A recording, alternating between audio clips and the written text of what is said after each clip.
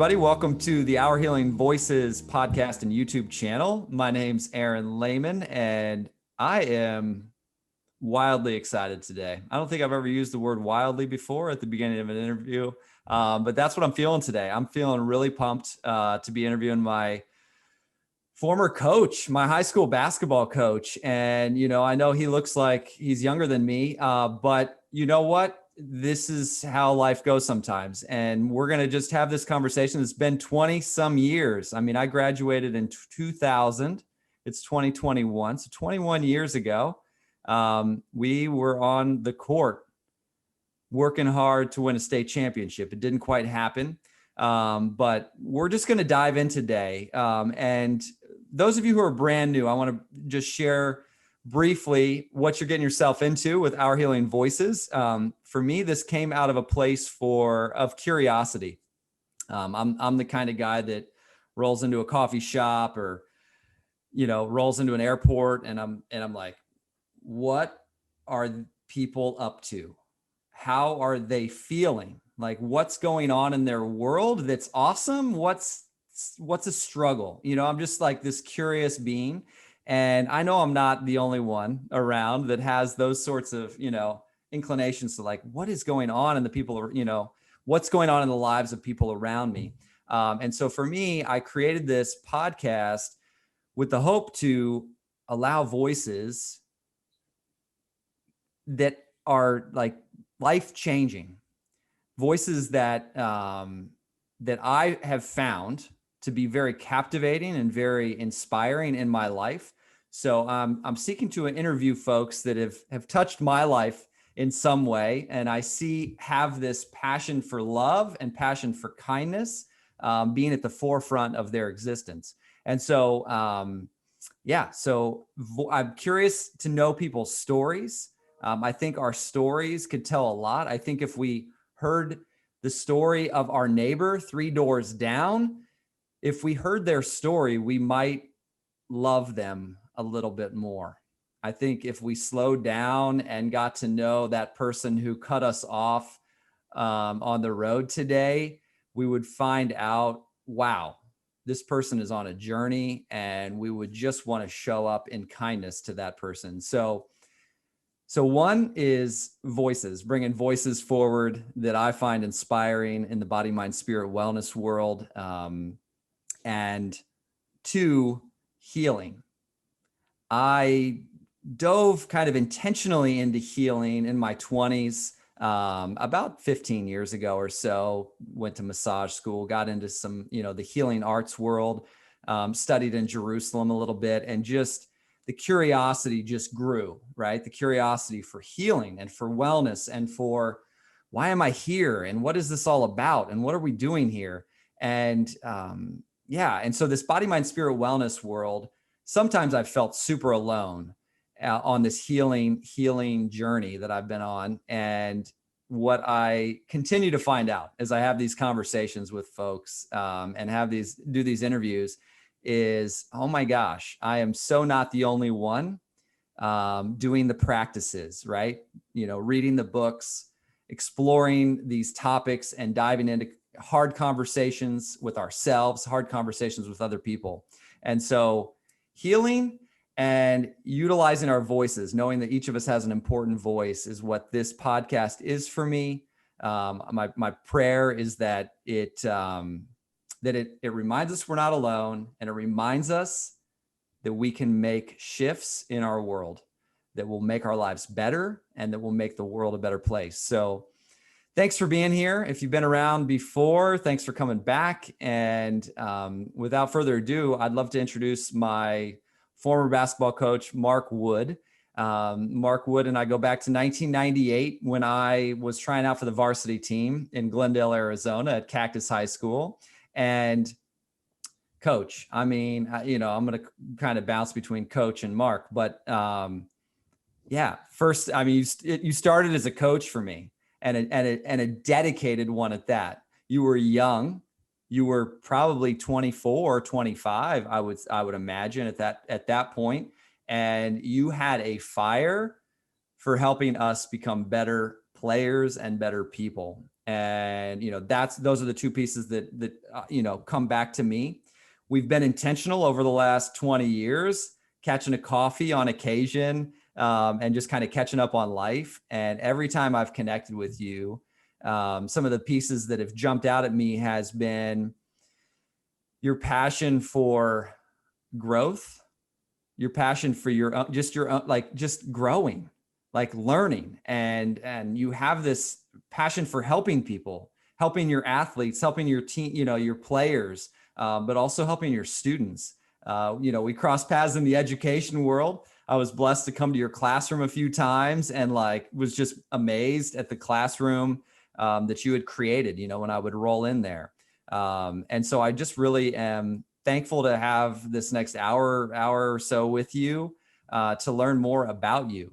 I also, it just popped in my brain, we've talked about wellness on and off over the last 15 years for sure, whether it's been massage, whether it's been vitamin D, whether it's been your own wellness journey. I know you've been on a courageous wellness path over the last 15 years, which I'm definitely excited to see what you'll choose to share today with regard to that. Anyway, those of you who are joining on YouTube or on the podcast, welcome. Coach Mark Wood, welcome. Really grateful to have you here. Excited to dive in today.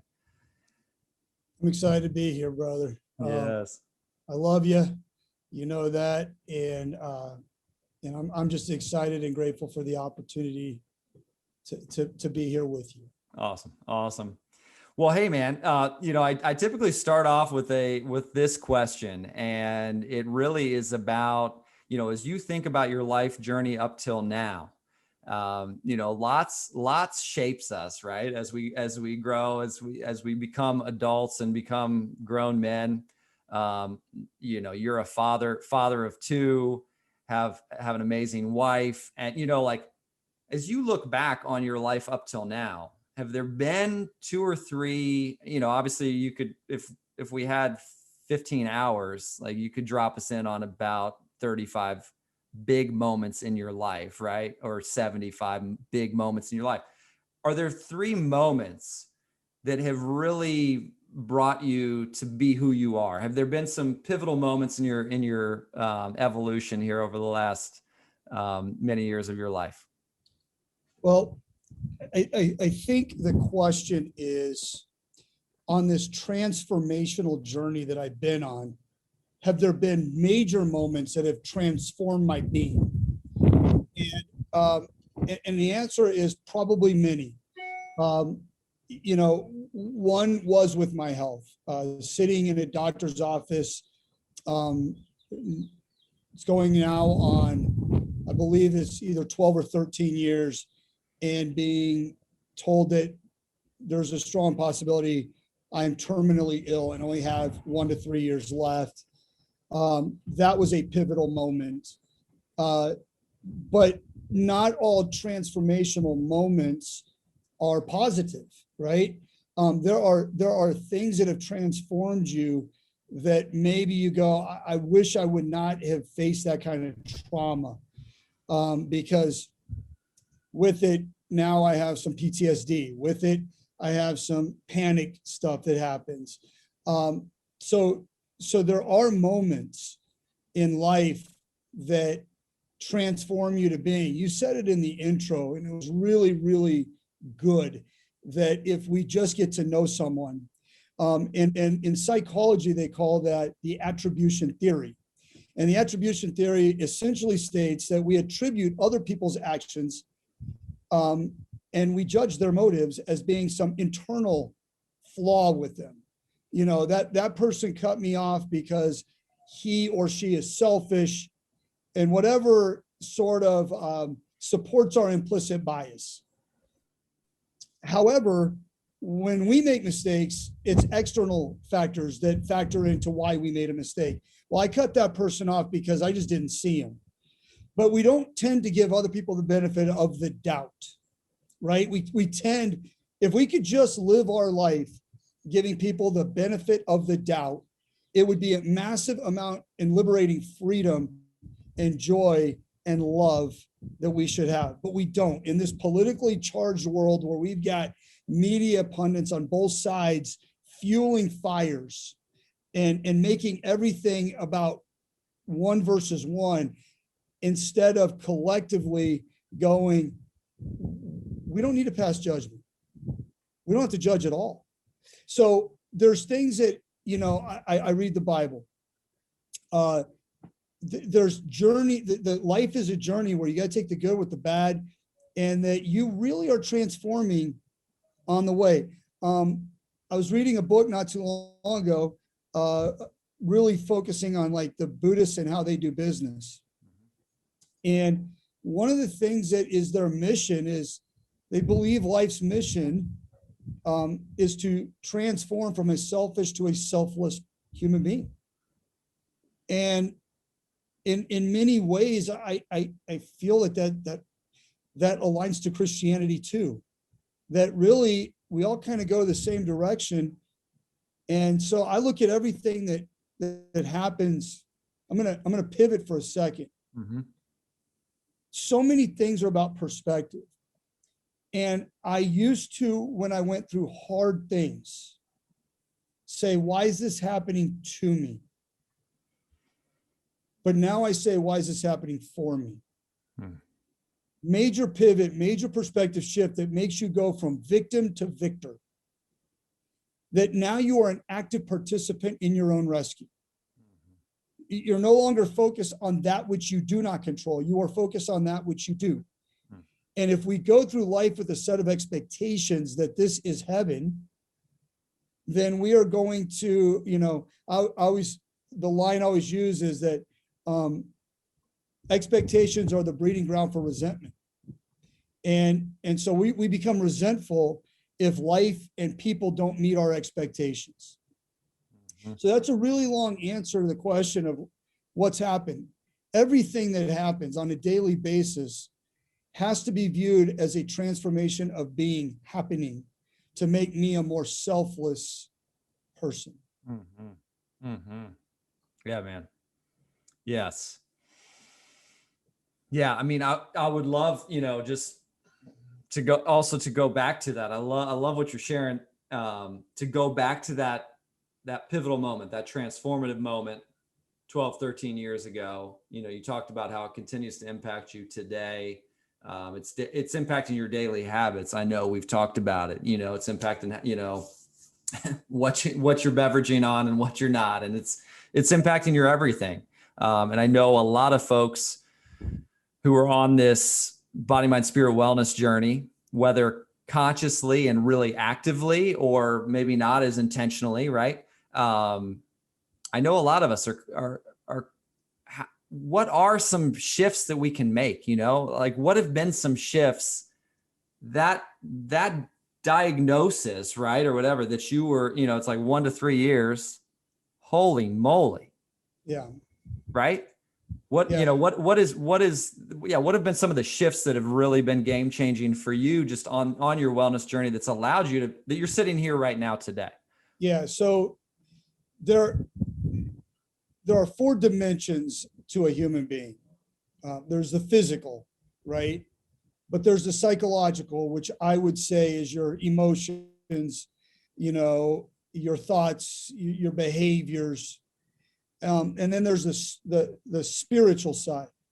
And then there's the social side. Now, if you do not have a belief in a supreme being, for example, and you want to combine the social and the spiritual and say that we're all interconnected, that there's a connection, that's fine too.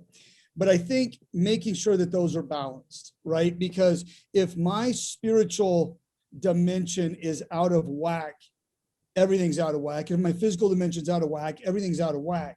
So I think the first transformation is that the transformation has happened to me in 4 different dimensions. Physically, I went to one of my closest friends from high school, a guy by the name of John Duff, is a chiropractor. And he said, hey, I've been doing research, and this diagnosis that you're having has actually been misdiagnosed before. and it's a severe allergy to gluten. And I go, what's gluten? This is 12 years ago, man. I mean, now gluten is a household name.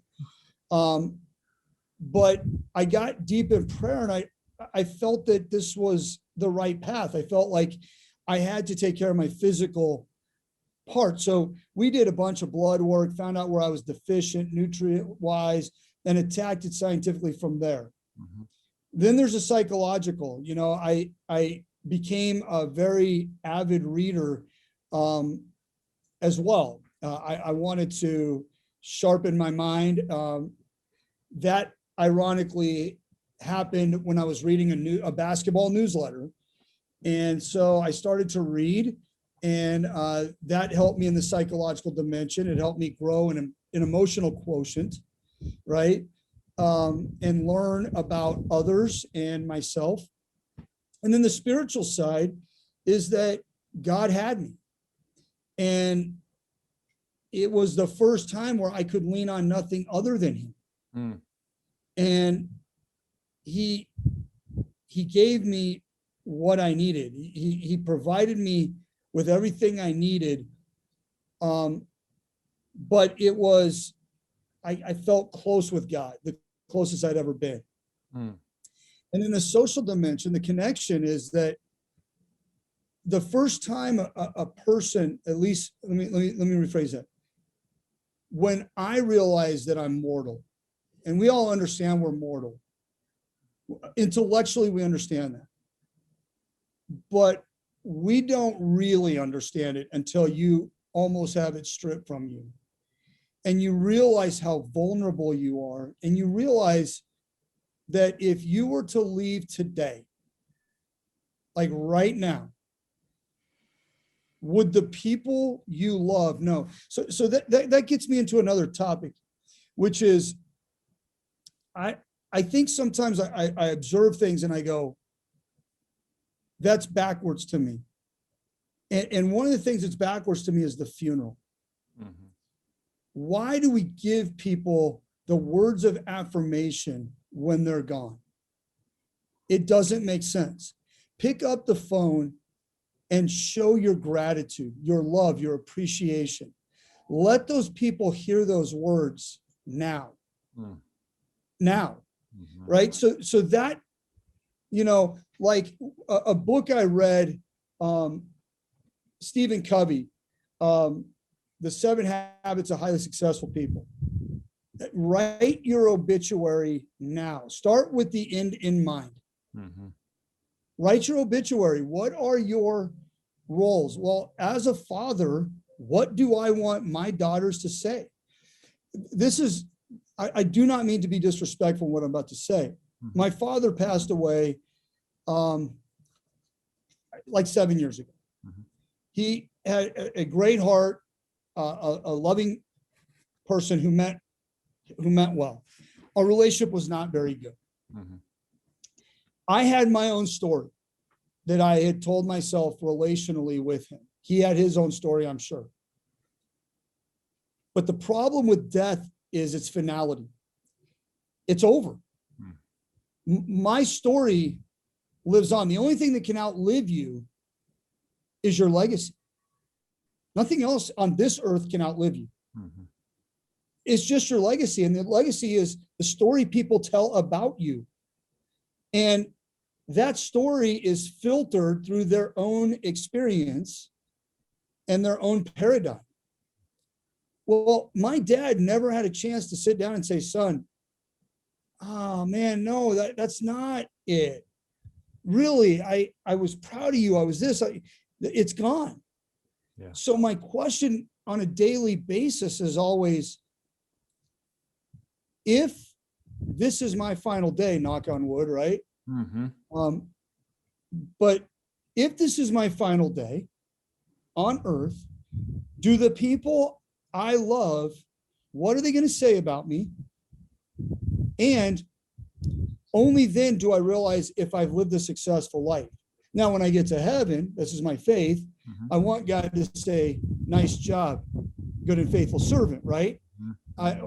I gave you these talents and you multiplied them. That's what I want to hear there. But here on this earth, what is my mission? What is my target? And am I aiming for that every single thing I do as a teacher? What am I aiming for? What is my mission as a teacher? Every day I walk in that classroom, I am mission-based, principle-based. It does not matter how I feel. I have standards based on my value system. Mm-hmm.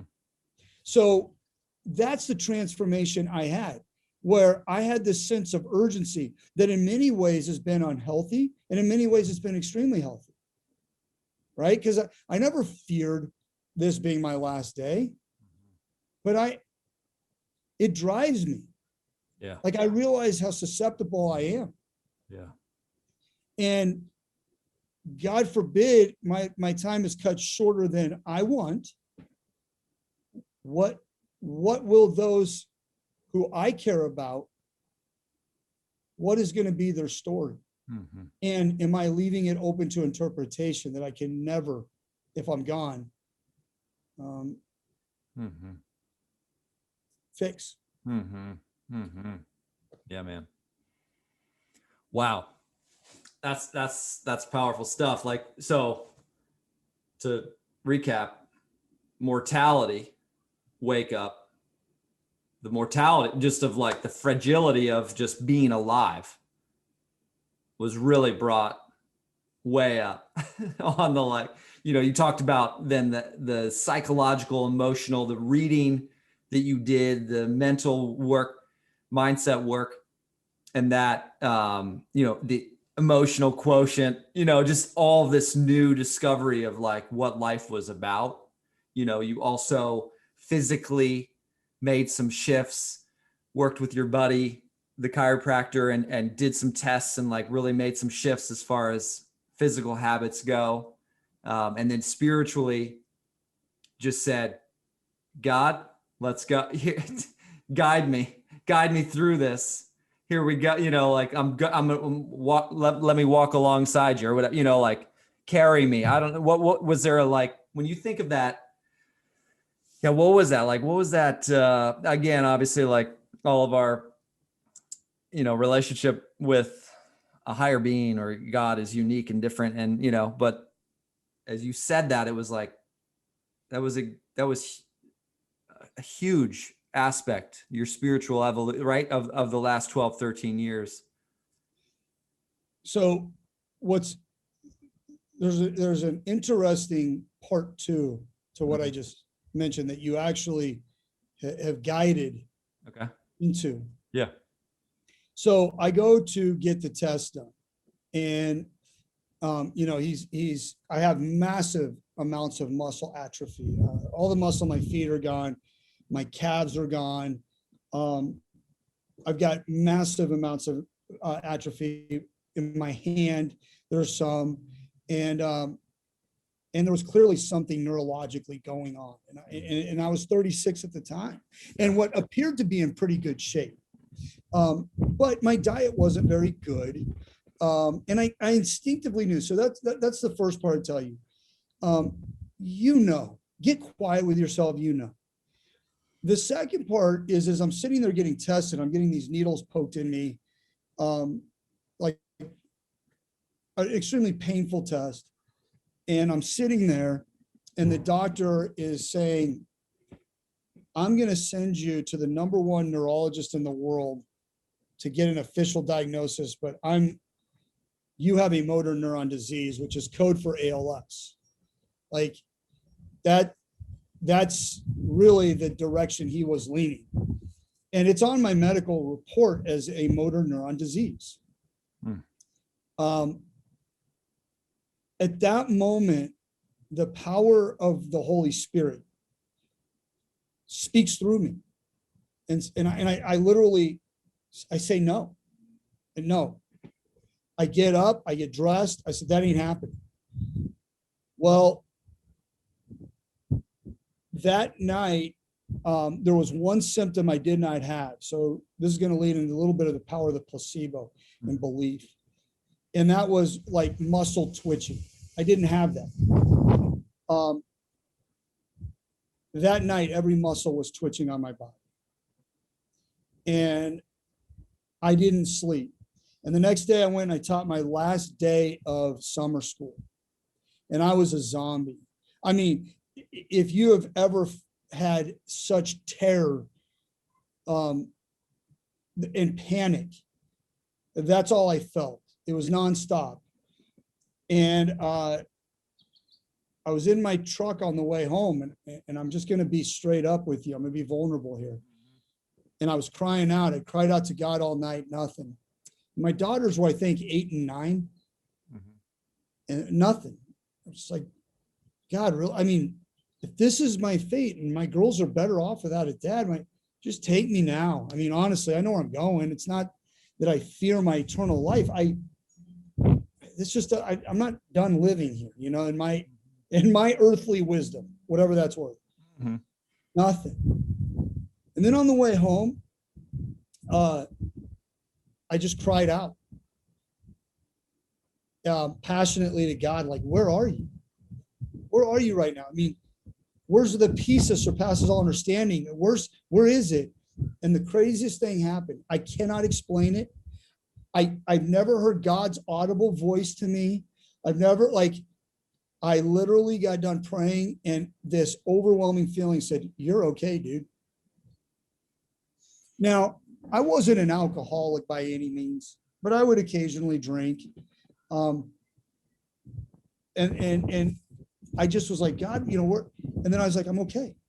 I'm okay. I walked in and my wife was researching, and everything was going to the same dead end. It wasn't good. Yeah. And I walked in, I said, hey, I'm okay. She's like, what? I go, I can't explain it, but God's got it. He's taking care of it. I'm good. And she kind of looked again, and I said, I'm serious. Then my buddy Duff calls and he goes, hey, I found this, right? This goes to the beginning of that story. He goes, I found this, come on in. And he shares that this guy, and it's in the medical journal, that this guy got diagnosed with ALS and simply had celiac. So once something is brought to the forefront, our brain seeks what's called equilibrium. So once, and the best way to explain that is this, Aaron, if it's when you buy a car or you're interested in a car, you see it all over the place. Yes. Right. This is why goal setting experts say write down your goals, because your brain seeks to make you tell the truth, which is why negative self-talk is absolutely sabotaging. Because if you say something, and we'll use basketball as an example, don't miss this, the brain only hears miss this, right? So it makes you and sabotages you. So how you speak to yourself, you're listening. So I got with Duff, we got the test, which showed I had a high allergy in gluten. And I just listened to God and the guidance and the people in my life that gave me peace. And like 3 days later, I get a call from Barrows, the #1 neurologist in the world would like to see me. And I almost passed out, and I realized that ain't from God, man. Like, I'm sorry, but that is the reason I didn't find peace, was because that wasn't God. God had something greater. And I said, I ain't coming in. The crazy part of the story is, for those people listening going, well, what is it? What is it? I never went back. Ever. And I finally went back and what was interesting is when I first went with the muscle loss, the doctor believed I had this genetic disease called Charcot-Marie tooth. And what it does is it robs you of the muscles below the knee and below the elbow in time. It's painful. And I actually checked a lot of the boxes. And I'm like, this makes sense, because my gait has always been off.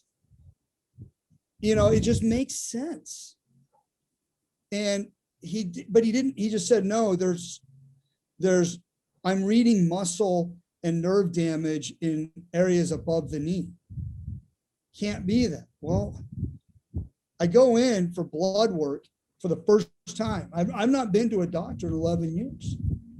You know, I went in and I started reading. So I had to participate in your own rescue, right? Yep. I started reading about health. I'm going to figure this out. And, you know, the Bible came to life differently for me. The faith of touching Jesus's cloak and being healed, like he is the healer. In Isaiah, he says, by my lashes, you are healed. Like he took those lashes for my healing, man. Mm-hmm. I have faith in them. Mm-hmm. So I go in for blood work. I walk in, the doctor's like, you know, where are you coming from? I go, hey man, I'm really uncomfortable even being here. I have some major PTSD, and I'd rather just stick to facts and not, you know, do the medical thing of you know, just. And he looks at my legs and he goes, do you have Charcot-Marie tooth disease? And I go, Yeah, dude. yeah. I go, I don't know. So I'll never know because I'm not going through all those tests again, and I don't care. Yeah. But for a long time, I was one of the things that I asked when I left the neurologist was, will I get my muscles back? And he said, absolutely not. And I go, oh yeah, my God's bigger than that, right? So I start praying because I walk with a limp, and it really hurts, and people think I'm strutting, Yeah. right? But I'm like, dude, no. And I'm just praying for months. God, I'm touching your cloak. Like, come on, like bring them back, sew them together. And then just this epiphany came to me that anytime God works in your life, he always leaves a mark. Mm. There's always a scar that you literally have to lean on. And I was okay with it after that. That walk was part of my story. And people ask, why are you limping? Yeah. It's a blessing. But I stopped drinking alcohol, not because I think that, you know, that was leading to some massive destruction, but more because I wasn't going to keep my lifestyle and say, God, transform my condition, right? Because there's three ways in which a person can transform: circumstance, right? Condition, or being. And God is never about, he's after your being. Now he may transform your condition and your circumstance to transform your being. But I was asking for a transformation of condition so that I could have a transformation of being. I had to just focus on transformation of being and be okay with it. Woo! I mean, you got me getting chills all over the place over here as you're sharing. I know that I'm not alone on that, folks listening. And yeah, man, I mean I'm just grateful. I'm grateful for your sharing. You know, because I think what's so helpful to me as I hear you kind of walk us through that is the multiple facets of a wellness, of a life experience, of a journey, of a journey on this earth, you know, that it's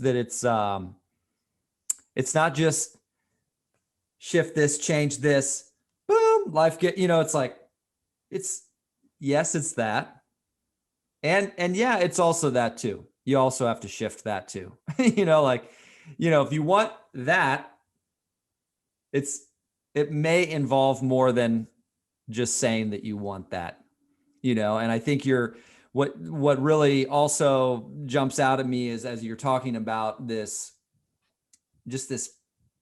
moment where you said, not you, bro, not you, man, you know, like it's like, no, I'm committed, you know. I've heard so many, you know, the visual as you were sharing that, it's like, you know, I'm imagining like synapses firing, right? And it's like, I know that my back my low back flares up when I have anxiety around financial abundance.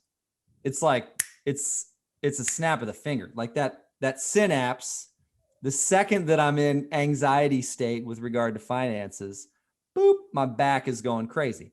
So as you're talking, I mean, so that's me relating to what you're sharing is like, it was like that synapse, you just literally allowed God and you also just said, no, that's not a sin. Like that diagnosis, whoosh, it was almost, it was like, no, I have tools. I have God. I have a vision, a future, like you were not done, man.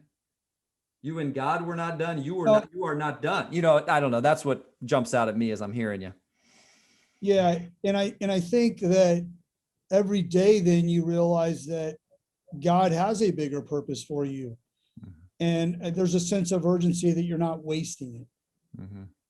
Right. So, it's like, and I don't know if it's healthy, right? Because I wake up every day literally going, we got to get it done.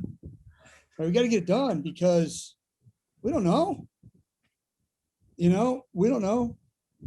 But I mean, a lot of good, but also a lot of trauma throughout it too.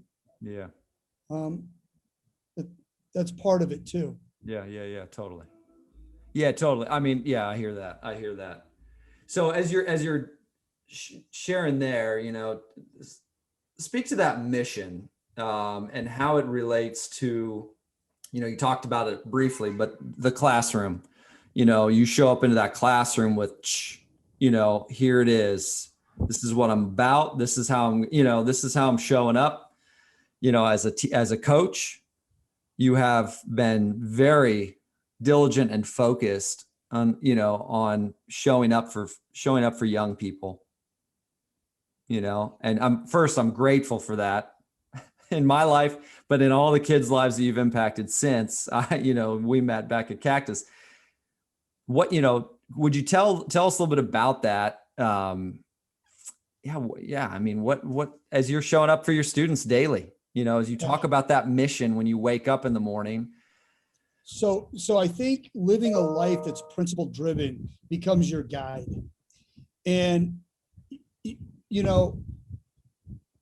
one of the things that I hearing you talk, and actually, do you know Mike Schmidt? Yeah. I mean, I haven't talked to him in forever. Right. Mike Schmidt is just got Pride of Peoria award, is a third grade teacher at my wife's school. And he sends me a really nice email. Well, why those emails matter to me and why your words matter to me is because I think when you're on this journey in life, the one thing so let me back up before I say this. I think one of the most important things a person can do is identify what their core values are. And you recognize what your core values are by they're your value if it's a hill you're going to die on, right? Because those are the three values that I'm willing to risk my life for. Those are the three values that I'm willing to risk relationships over. That is being true to thine own self be true. That's being true to me. Mm-hmm. Well, my values are integrity, respect, and selflessness. Those are my three values. Well, when you look back, I was my 23, 24-year-old self had a vision and a desire, but not the life experience and the knowledge and the wisdom to be able to show that I'm principle driven. And sometimes you go back to and you go, I feel that those kids early on were robbed because I didn't have what I have now. Right. And then you hear like, no, it's always been there. You've just been refining it, dude. Like give yourself some grace, because, that's important. But I think it's a matter of, so going back to strategically what I do, I view being in the classroom and teaching as being a profession. Mhm. It means I don't get bad days. It means that I don't get to take my moods out on other people. It means that I bring my very best night in and night out, day in and day out. You get my very best, because otherwise, how unfair is it that you have me? Metaphorically, not metaphorically, but along those same lines, I don't get to cheat my children. They didn't ask for me to be their dad. I don't get to cheat them. That's immoral. That goes against the integrity, right? Mhm. I have to be my very best to them. I have to be 100% selfless. I have to read and develop as a dad because I love them that much. They deserve it. I don't want them at the end to go, man, I regret that God gave Mark Wood to be my father. No, I want them to be thankful. I owe that to them. They did not choose me, I chose them, right? So when I look at my basketball program with my students, I got one shot. And I believe that we need to be building what I consider a transformational culture. Do they have the ability to transform their being into a better version of themselves because of the culture you've created that's safe? Are they safe in all the dimensions? Are they safe to walk in and be vulnerable? Are they safe? Because if they're not safe, man, we've lost it. We've lost a God-given opportunity. So my job is not to teach my students what to think. My job is to evoke in them a curiosity and an ability to think and an ability to question so that they can find truth, their truth, not mine. Mhm. I'm not arrogant enough to think that in my human flawed self that I know everything. So it's a matter of evoking their curiosity and teaching them to develop their own value system and flourish in that, right? In a popular book, in one that I highly recommend, it says The Subtle Art of Not Giving an F, right? Yeah. And the whole premise is there's only so many Fs you can give. Don't go give them all. Figure out which ones, those precious ones to give to. That's your value system, right? That's your value system. And you learn your value system when you see what charges you. Like we don't, as human beings, have the right to sit idle. I mean, there's so much stuff going on in this world right now. What are you going to do? Sit on the fence all your life? Hmm. Not stand up for what you believe in, not even knowing what you believe in? Hmm. What a wasted life and opportunity. Mhm. Like figure it out. Like that's what, so that is always my mission is I am not going to tell you what to think, but how to think. Hmm. And by all means, if there's something that you hear that you're like, that doesn't make sense, you explore it, please. Mhm. Please explore. Mhm. And if you disagree, then that's even better. Hmm. You're finding your own truth. Hmm. Woo-hoo. Oh my goodness, yes. Okay. I mean, you're getting me pumped up over here to continue to check in with those values, right? That's as you're showing up for your students, as you're showing up as a dad, as you're showing up as a coach, as you're showing up as a husband, it's like, how can I give it my best, right? And how can I inspire young people to figure out what it is they value, figure out where it is they want to focus their energy, right? I mean, anyway, you just got me really pumped up. Well, and honestly, Yeah. when I know that I'm living aligned Mm-hmm. I will get notes from students that seem to always mention my 3 values. Mm. Coach Wood, what I love about you is that you just cared about us. Oh, I respected you. Or, you know, I had a long text from a player of mine who's LDS. And one of the things that happens yearly in the church, I don't know if it's just local or at a worldwide, is they demonstrate gratitude. Mhm. And his text to me was, the word we were asked was selflessness, and to describe the most selfless person we know. And I'm writing to you. Well, then I go, okay, then my actions align to my beliefs. Mm-hmm. Mm-hmm. When I start to see those words mentioned, Mm-hmm. or when my daughters write me a birthday or a Father's Day letter, Mm-hmm. and I see those 3 words, I go, okay, Mm-hmm. that's true to me. It doesn't have to be true to you. Mm-hmm. I don't expect it to be. I expect you to find what's true to you. There's a lot of hills that need to be climbed Mm-hmm. and charged. We need yours to be unique to you. Yeah. That was born into you a fire and a passion that is uniquely to you. Mm-hmm. Mm-hmm. And then we need to love people for that. Yeah. Yeah. Oh, I mean, you're speaking to my heart. Yeah.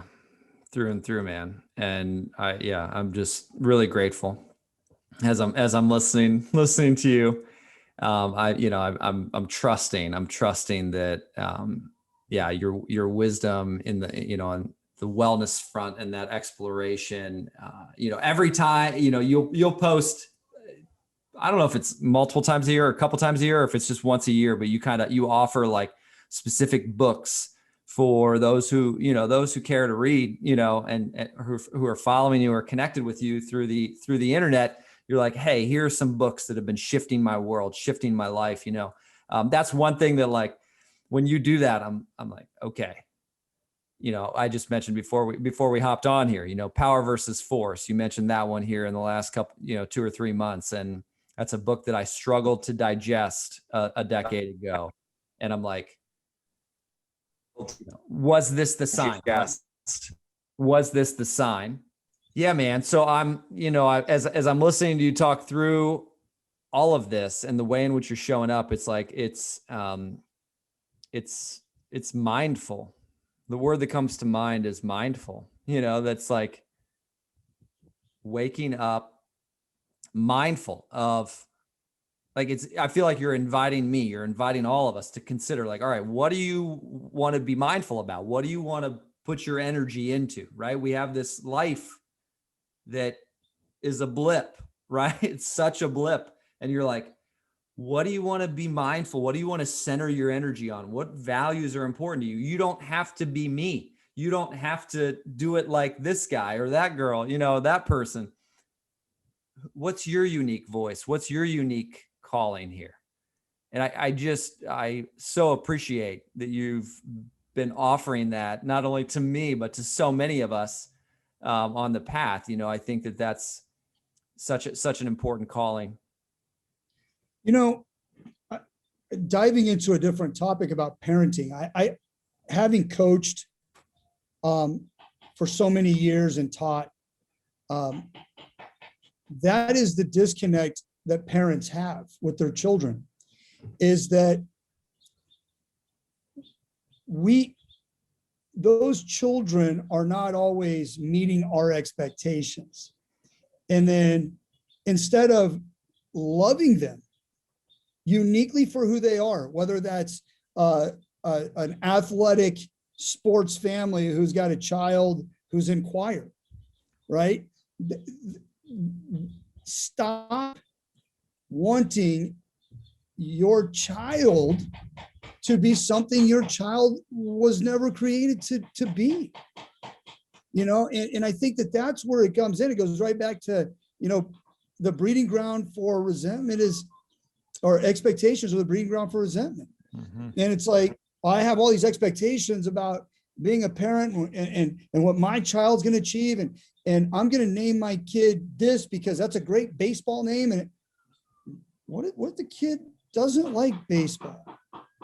But we seem to preset and, for lack of better words, play God in their lives instead of having empathy for them and loving them uniquely for who they are.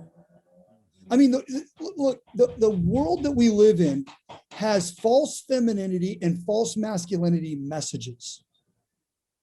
It is up to us as adults to teach our children that they are a wonderful, perfectly made creation designed uniquely to be themselves, and that is enough.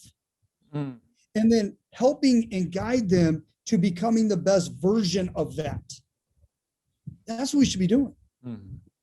But instead, it's like, well, my kid's going to do this, and my kid's going to be with this political party, and my kid's going to be, you know, and you wonder why and then you ask these parents, you go, what is the one thing you want in your adult children someday? To have a relationship with them. Well, are you acting in accordance to that desired outcome? You know? Right. Yeah. I mean, really, you're dying on unnecessary hills. What are you doing? Why don't you, instead of comparing, I heard it at church the other day, that at the core of all unhappiness is comparison. Yeah. You know, we do it with our own life. Social media makes it easily accessible to do that. What's wrong with me? I'm not doing triathlons. What's wrong with me? I can't fit in that bikini. What's wrong with me? You know, my kid's not getting straight A's. What's wrong with me? Well, why don't you take and pivot and go, what's right with your kid? What's right with you? What uniquely do you have to offer the world? Stop comparing. Yeah. That's what's getting us.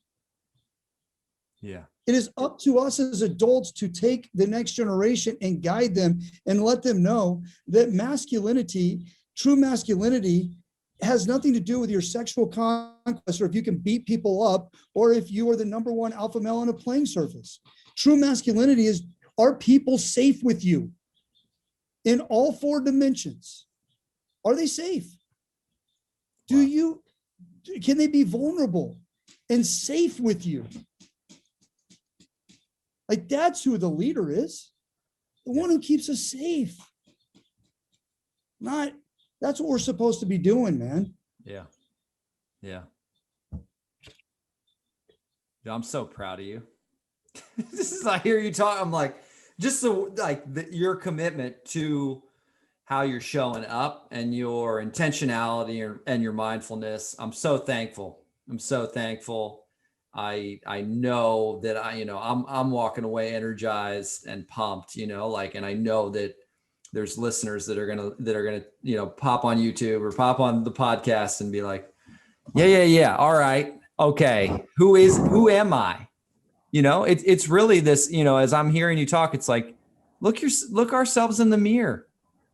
I mean, you mentioned earlier, you talked about sabotage, negative self-talk and how that's just, oh, am I going to make this shot? You saw me in high school. I was shooting insecure. So did it go in? Not so often, not as often as it would have if I had had the mindset. So the invitations that you're offering myself and all of us is, to me, it's mirror work. It's, mirror work. It's also spiritual work with our, understanding of what is and what, whether God is, with us, our own unique understanding of that. But it's having those conversations and getting clear, what kind of parent do I want to be? What kind of teacher do I want to be? What kind of friend do I want to be? And are you acting like it? Yeah. That's the key. Yeah. Wanting it is one thing. Yeah. Do you have the discipline and integrity to follow through? Yeah. Right? When you don't feel like it. Right? Yeah. I mean, when you walk in and you have a former player come to you 20 years later, when you were just an assistant coach and barely older, and go, "Hey man, thanks for caring about me." Mhm. Okay, I was doing something right. I was Mhm. doing a lot of things wrong probably, but I was doing something right too, Mhm. right? And obviously there was an intentionality, maybe not as strategic as it is now, Mhm. but like that's the integrity piece. Yeah. In our basketball program, we say that the number one thing we're going to be above all else is tough. Yeah. And we define toughness as doing the next right thing, which is ultimately helping them achieve what I would love, which is their own integrity. Yeah.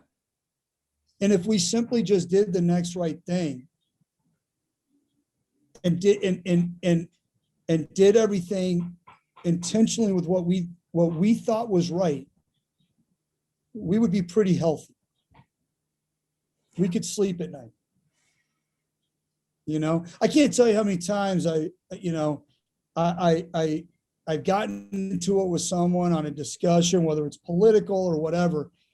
And then I'm like, dude, what's more important, being right or the relationship? Well, sometimes it's being right, to be honest with you. Like sometimes that's more important than the relationship when we're discussing certain topics. And sometimes it's like, is this worth the relationships to be sacrificed? Yeah. I mean, I really care about, I'm invested here. Is this topic really worth dying on this hill? Mhm. But with social media, we got a lot of knuckleheads dying on some bizarre hills, like really bizarre hills, Mhm. Mhm. Yeah. And Yeah. then there's others that they don't die on that you're like, maybe we should be looking at this one, right? Yeah. Yeah. Yeah. Yeah. Oh man, I would love to keep going for another hour and a half, but so I've got two closing questions. Yeah. First one is, it's been a year. It's been 15 months. It's been something that none of us have ever walked through. Yeah, I know you and I are in the daily conversation with, how do we show up, as privileged white men in this world and on this planet. Let me Yeah. interrupt a quick thought, Yeah. because I think it's important we identify terminology, Do that. because if left to interpretation, Yep. people will plug in and go, white privilege doesn't exist. I Yeah. had to work my tail off. That's not white privilege. Settle down.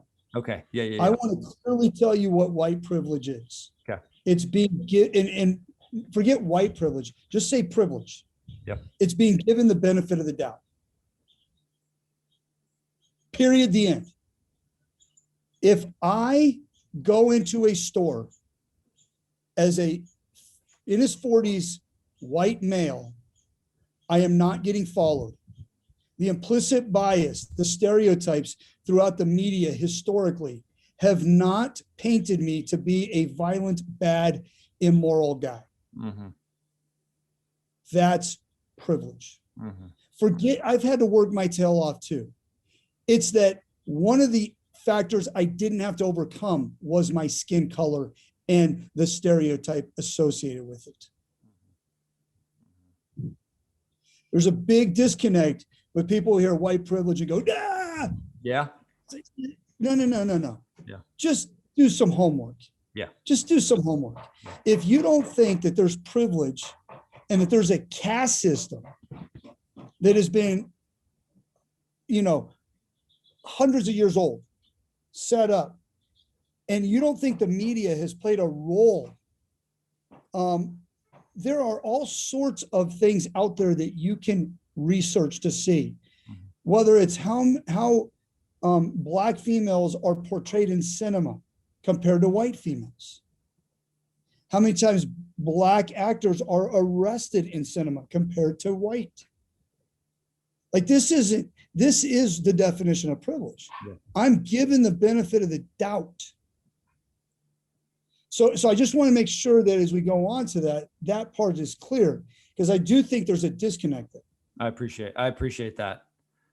No doubt. Thank you for offering that. And yeah, so 15 months of, I know for me over here, I know for all of us, it's touched us all uniquely, right? It's been intense for all of us in unique ways.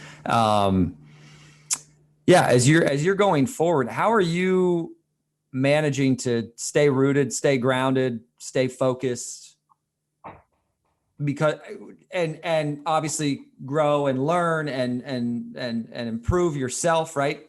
But it's just an intense time to, like, for me, I used to dream so easily, right? I'd have visions so easily, like, all right, by 3 years from now, I want to be at this place and that place. And I just feel this last year, I'm like, I don't know what is going on. Like, I don't know the timeline anymore. I feel like the I'm confused now.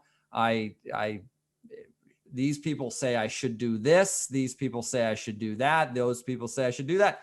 I'm trying, like, there's a lot of voices coming at us. What's been helpful to you over the last 15 months? What's been helping you stay grounded, just on the journey? So in basketball, I dribble, attack the hoop, and a defender comes over. I have to pivot. That's the deal, right? Blockbuster, they didn't pivot when Netflix came along. Right? They just knows the grindstone. We're going to keep producing these. And they had a chance to buy out Netflix. They had a chance to go, ooh, you're ahead of the time here. But they didn't. So successful people pivot. They don't just keep dribbling in and pick up a charge. Mm-hmm. Which you did very well back in the day. I did. You took those charges. But people, you have to pivot. And again, why is this happening for me? Right? How am I going to pivot and become better? The first thing I did was I sat with a pen and paper and thought, how are we going to win and gain a competitive advantage in basketball right now? And guess what? We did. We got on Zoom. We started doing leadership development 3 times a week in curriculum, working. We started doing things relationally. I asked the kids, let's think of solutions. One kid says, I have keys to the church. I'll open it up and we can run our own development. I then taught them how to create their development. It made me evaluate my program and develop a blueprint for player development that I could give away, right? We pivoted. Other people, other coaches said, well, we can't get in the gym. I'll talk to you guys when we can. They got their tails kicked. We went 10-0 in region, won a region championship. We're the 5 seed heading into the state, got to the quarterfinals. We pivoted. Mm-hmm. Our guys transformed their being because they transformed their circumstance and they transformed their condition. Mm-hmm. We are not victims. And I think when you are a leader, I have a leadership philosophy, right? And one of the parts of that philosophy is that you provide proper perspective, right? You have to go what we talked about like minute 1 of this conversation in the beginning. You have to become a victor, not a victim. Mm-hmm. So how did I grew through this? I read more. I put together PowerPoints of us and how to develop a blueprint for player development. I showed them videos through Zoom. We did, my own children, right? We relationally grew together. We talked about, hey, how are we going to keep ourselves going? Mm-hmm. And how is this going to be a blessing to us? Life is about perspective, man. Like, it's about perspective. And if I've got a victim mentality, right, I am never going to think, because once you Once you are a victim and you allow something else to remain in control over your fate, then you're controlled. Mm-hmm. The liberating freedom is for you to go, hey, I cannot control that there's a mass shutdown. Yeah. And a virus that in many ways scared a lot of people. No judgment if you were afraid of it, Yeah. right? Yeah. No judgment if you were susceptible to it. No judgment if you weren't. But we had to play the cards we were dealt. And everyone was dealt the same cards. But success is with the prepared mind. If you didn't try to grow through that, then that was a lot of wasted time. Mm-hmm. Mm-hmm. So if you're asking personally what I did, yeah, I had a disciplined routine, man. Yeah. I motored through books. Yep. I was on multiple Bible studies a week. I actually was invited to do a Bible study. Mm-hmm. I was invited to do 2 clinics. There were things open for me that had never been open. Yeah. Because the brain seeks equilibrium. Do you believe it's an opportunity? Or do you believe that we're all doomed? Yeah. Some people chose to put all of their attention into Facebook and let everyone know that we were turning into Germany and we better stay awake and dude, just grow yourself, or like you are what you invest in, man. Mm-hmm. And that's where your self-discipline comes in. And then the final part of your question is, you live a principle-centered life. Those don't change, man. Yeah. You put someone in any sort of condition and circumstance, they should grow with who they are in it, if they are true to themselves.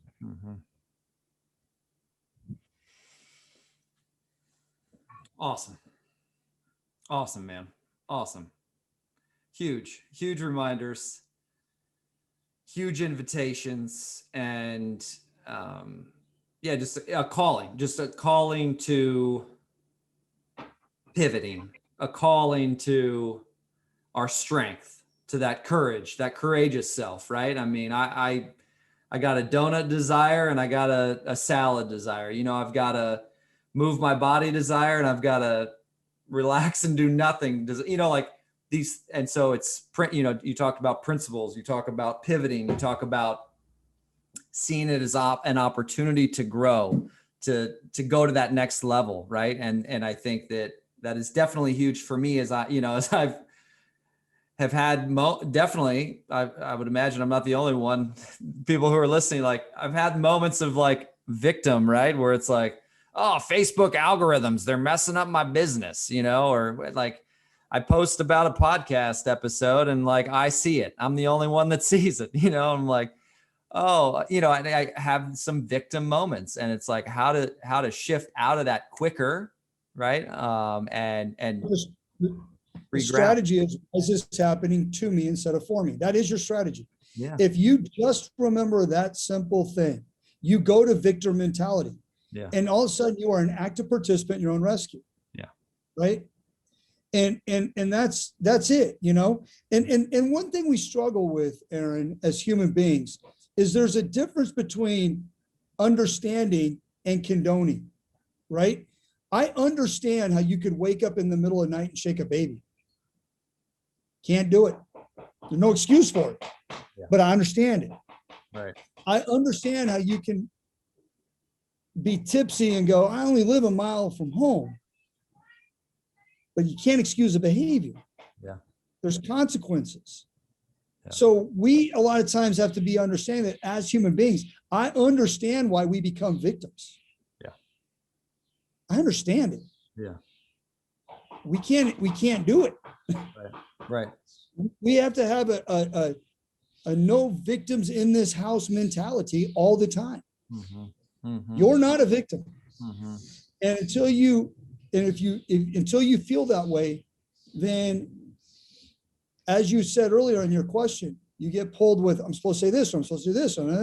No, you be true to you. And then everything else is irrelevant. Mhm. If I live to my value system, it doesn't matter what any politician, media pundit, or Facebook keyboard warrior says. Yeah. Now, don't get me wrong, I get irritated with the best of them, right? I mean, I look and go, what a freaking knucklehead. And I start, I go, no, what am I doing? Yeah. Right? What am I doing? Don't argue with an idiot. A bystander doesn't know a difference, right? Ever see two idiots arguing? They're two idiots arguing. No one stops to listen to who's right, I wonder. No, just look at those idiots. Don't be an idiot. Just let it go. It ain't worth it. Right. Right. Oh my gosh. Right. Totally. And, yeah, man. Oh my goodness. So good to connect. Final question for you. Again, those of you who've joined today, or, whether you've caught this in the evening, middle of the night, you pop this on YouTube or on podcast. Thanks for being here. Really grateful for you showing up and, being a part of this conversation with us. Just your presence. Your presence means a lot. Final question, Mark, is, you've dropped wisdom throughout this whole conversation, but I do love to close with this question. Let's say that this is the clip, right? This is the clip. So as you've got 20,000 people in the room, they've shown up, maybe they've been a part of a weekend experience, and you're the closing keynote speaker. And you're kind of basically closing your speech and just saying, boom, here are the pieces that I pray that you walk away with. That I implore you to walk away with. I implore you to explore. I invite you to explore. Again, I could recap and rehash some of all these beautiful pieces you've shared throughout. But what would you offer us as in closing? Well, I think the summary goes like this, that we're not just a physical being, that there's a spiritual, a social, a psychological, and a physical part of us. And our perspective matters. Step one is to do what Stephen Covey says and start with the end in mind. Whether that's doing something as morbid as writing your own obituary, which he suggests, or going through and finding out what role you play in life, whether it's husband, wife, sister, daughter, son, brother. What is your mission in each of those? What do you want? What's your target? Find your value system. Can't have too many, or you have none. What hills are you willing to die on? What will you get fired for? Those are your values. And then be a victor, not a victim. Always ask, why is this happening for me, not to me? And that's about it, right? So I think that's the summary piece. Powerful, man. So grateful. So grateful to you for being here with me. Those of you who joined us on episode 26 of Our Healing Voices, thanks for being here. Mark Wood, you're a gift. I'm excited to continue to walk with you and watch you continue to just bring value and bring wisdom to your students, to your family, to your athletes. Thanks for being a part of this community, this Our Healing Voices world, and sharing your wisdom today. Hey, thanks for having me. Yeah, man. So grateful. Appreciate it. I love you, man. So grateful.